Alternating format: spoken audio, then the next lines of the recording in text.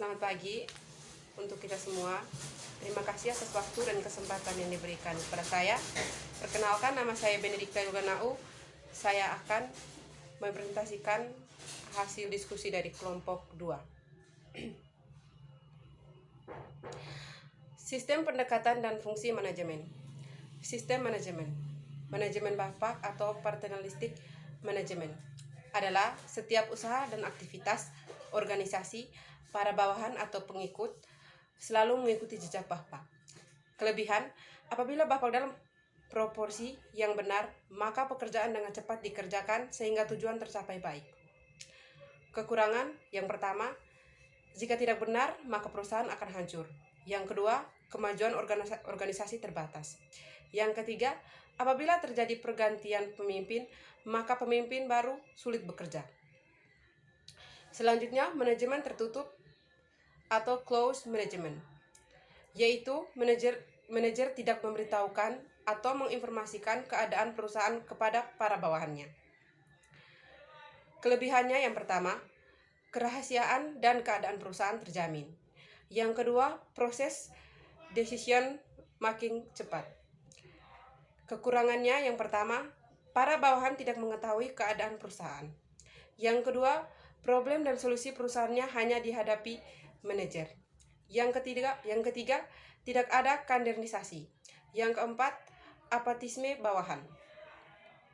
Selanjutnya, manajemen terbuka adalah manajer menginformasikan keadaan perusahaan dan sebelumnya mengambil keputusan. Manajer terlebih dahulu memberi kesempatan kepada bawahan untuk mengemukakan pendapat dan saran.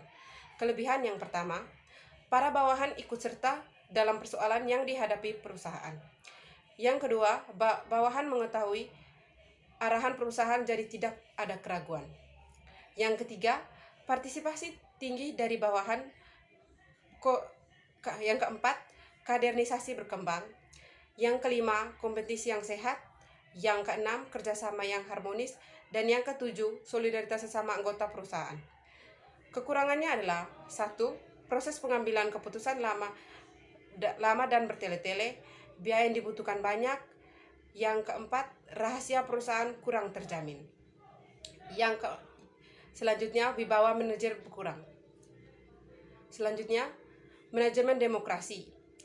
Pada manajemen demokrasi, hanya dapat dilakukan dalam suatu organisasi yang setiap anggotanya hanya mempunyai hak suara yang sama, yaitu DPR dan MPR. Dalam manajemen demokrasi, setiap bawahan ikut menetapkan keputusan berdasarkan suara terbanyak. Kelebihannya yang pertama, keputusan yang diambil relatif baik. Yang kedua, kecenderungan otoriter dapat dihindarkan. Yang ketiga, tanggung jawab bersama. Yang keempat, ruang lingkup dan arah keputusan diketahui masyarakat.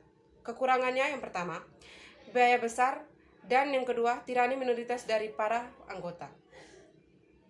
Selanjutnya, pendekatan manajemen. Pendekatan berdasarkan kebiasaan atau sejarah dan asal-usulnya berdasarkan pengalaman nyata di masa lalu. Pendekatan berdasarkan kelakuan antara individu atau hubungan perilaku, tingkah laku, hubungan karyawan dalam perusahaan. Pendekatan berdasarkan kelakuan kelompok yang diartikan sebagai sistem pola hubungan manusia di antara kelompok. Pendekatan sistem kerjasama sosial. Pendekatan sistem sosial teknik adalah untuk memecahkan masalah sosial atau kerjasama dalam manajemen. Tidak hanya cukup dari kerjasama sosial saja, tetapi juga harus melihat technical system. Pendekatan teori. Pendekatan pusat komunikasi, pendekatan matematis, pendekatan situasional, pendekatan sumber daya manusia, pendekatan kombinasi. Selanjutnya, fungsi manajemen. Perencanaan adalah proses penentuan tujuan dan pedoman pelaksanaan dengan memilih terbaik dari alternatif yang ada. Pengorganisasian adalah proses pembagian tugas dan kegiatan besar menjadi kecil untuk dibagikan pada para anggota sesuai keahlian masing-masing anggota organisasi. Selanjutnya, pelaksanaan. adalah proses untuk menggerakkan orang-orang agar bekerja sama sesuai dengan tujuan yang telah ditetapkan. Pengendalian atau pengawasan adalah upaya untuk menilai suatu kinerja yang berpatokan pada standar yang telah dibuat. Juga melakukan perbaikan apabila memang dibutuhkan. Evaluasi adalah suatu proses sistematis dan terencana untuk mengukur, menilai, dan klarifikasi pelaksanaan dan keberhasilan program. Semua manajemen waktu dimulai dengan perencanaan. Manajemen adalah melakukan hal yang benar-benar, kepemimpinan adalah melakukan yang benar. Motivasi dari saya adalah